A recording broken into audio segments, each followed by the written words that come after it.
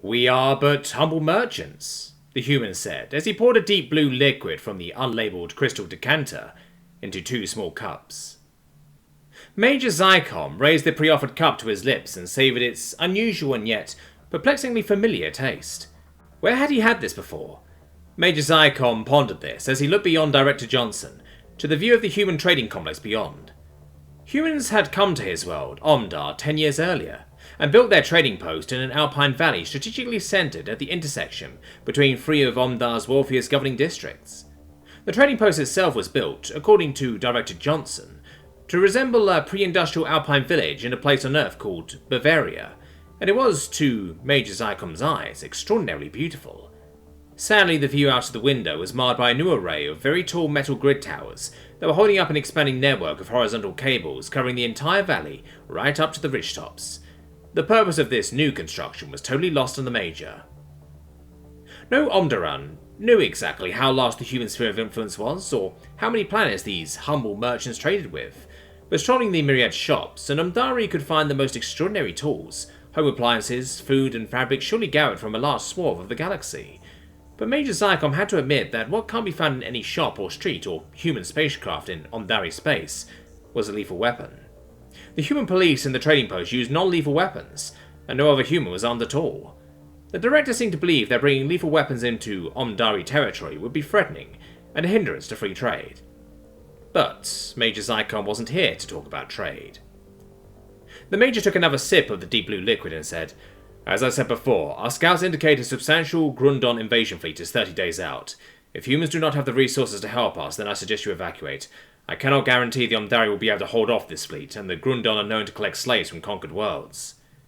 Director Johnson sipped from his cup, refilled both cups, and said, "Oh, we have faith in the Omdari. You will keep your planet. War is more than just who has the biggest ships, the strongest weapons, or the most troops, after all. War is also about information. War is also about understanding your adversary. Tell me, Major, have you ever met a Grundon?" "Once. I was part of an expeditionary fleet that ran into a Grundon scouting group near the Zan system. We captured a ship and... that's where I've had this before. This," holding his glass, "is Grundon Svetch."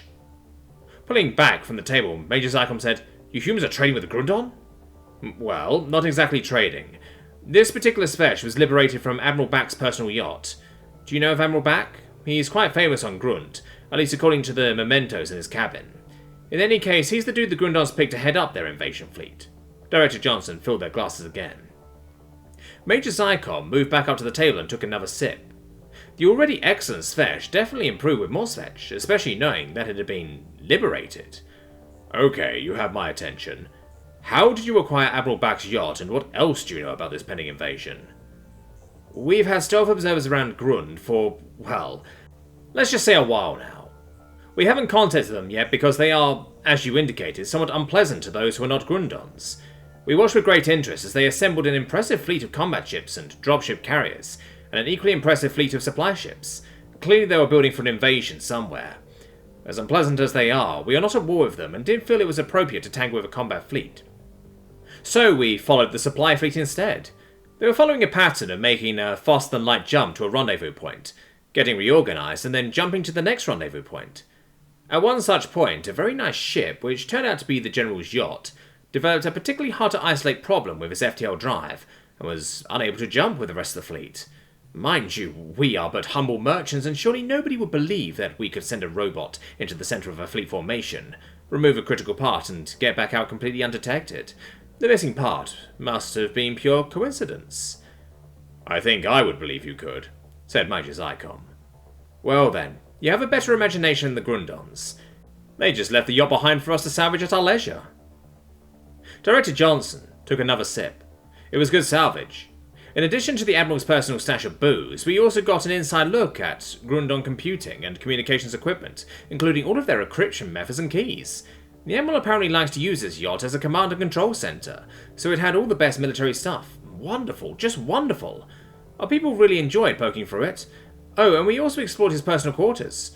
Do you know, the Admiral got his big break when he was a major, just like you. Yes. They were attacking a planet, and it was not going well.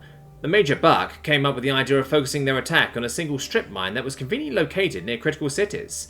You see, the right kinds of strip mines offer a broad, hard surface for ships to land, change out their rear, and deploy their planetary hardware. This meant they were able to get on the ground and get organised without having their dropships all shot up and spread out everywhere. The strategy worked, and Major Back became, eventually, Admiral Back. He wrote a book all about it. Director Johnson then reached behind her and brought out the Admiral's textbook on Grundon tactics. Majors can be innovative, but Admirals tend to do what worked before. The Admiral's scout ship will be snooping around next week. Please pretend you don't see it. I'm sure the Admiral will be delighted to find a convenient flat strip mine, equidistant between your three largest cities. Major Zycom looked out the window at the ugly towers and the cables. Am I to understand that you are covering your entire valley with a camouflage net just to make it look like flat ground? Well, not just a net. Also reflectors and radar transponders to fool their altimeters. And of course we will mess with their navigation systems, jam their communications and insert our own false communications, so the first ships down can't warn the ships behind them. Director Johnson smiled, his eyes glistening with pleasure. An entire fleet of warships crashing into our little valley one after the other. We anticipate making a fortune on the salvage. We are, after all, just humble merchants.